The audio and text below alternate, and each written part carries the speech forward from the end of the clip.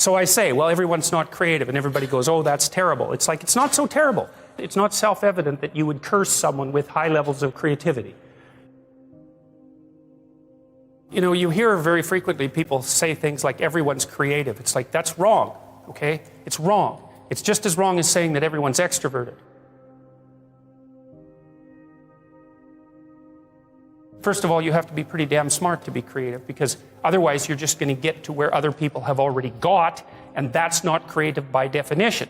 So being fast and being out there at the front of things really makes a difference. And then you also have to have these divergent thinking capabilities, and that's part of your trait structure.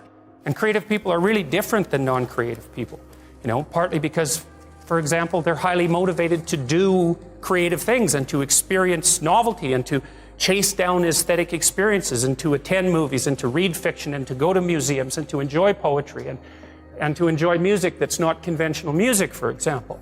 These aren't trivial differences. And so it's a real misstatement to make the proposition that everyone's creative. It's just simply not the case. It's a matter of wishful thinking. It's like saying that everyone's intelligent. Well, if everyone's intelligent, then the term loses all of its meaning, because any term that you can apply to every member of a category has absolutely no meaning. Now, and you know, the other thing you want to be thinking about here is that don't be thinking that creativity is such a good thing. It's a high-risk, high-return strategy. So if you're creative, you just try this. There's creative people in this room, man. You guys are going to have a hell of a time monetizing your creativity. It's virtually impossible. It's really, really difficult because, first of all, let's say you make an original product. You think the world will beat a pathway to your door if you build a better mousetrap. It's like, that's complete rubbish. It isn't true in the least. If you make a good creative product, you've probably solved about 5% of your problem. Because then you have marketing, which is insanely difficult, and then you have sales, and then you have customer support, and then you have to build an organization. And if it's really novel, you have to tell people what the hell the thing is.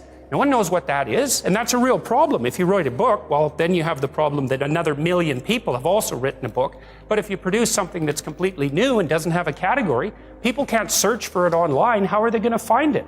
And then you have pricing problems, and it's really unbelievably difficult to produce something creative and then monetize it. And even worse, if you're the creative person, let's say you have a spectacular invention, you've got no money, right? You've got no customers. Those are big problems. And so maybe you go and you find a venture capitalist. We start with family and friends, because that's how it works. You raise money for your product. You raise money from your family and friends. That's assuming you have family and friends that have some money and that they're going to give it to you. And most people aren't in that situation. So it's a terrible barrier right off the bat. And then, of course, you're putting your family and friends at substantial financial risk, because the probability that your stupid idea is going to make money is virtually zero, even if it's a really brilliant idea.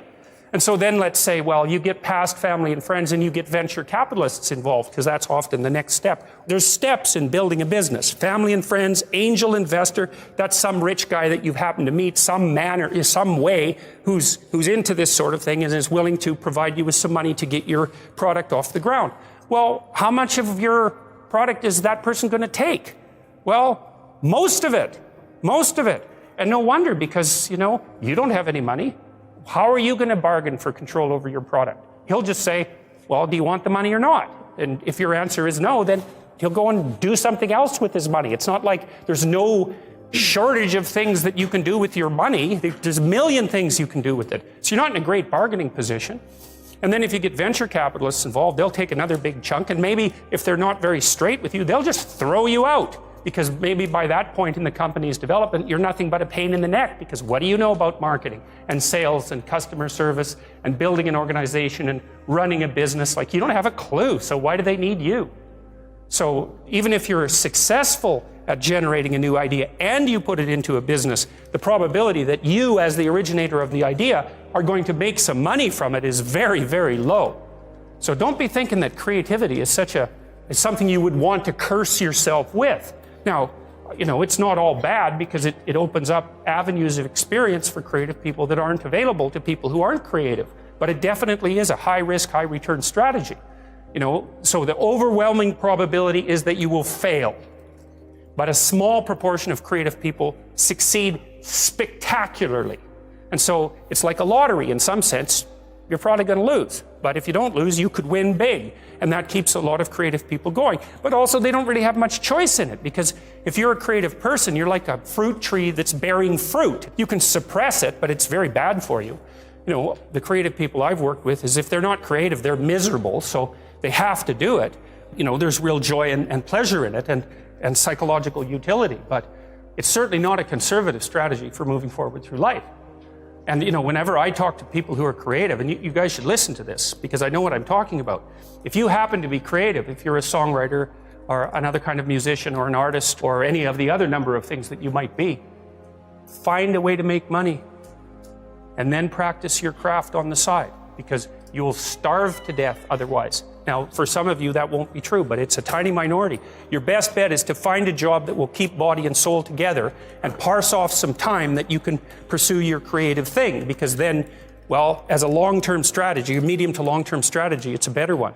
But it's got incredibly difficult for people, musicians, for example, it's incredibly difficult for new musicians to monetize their craft, even if they're really, really good at it.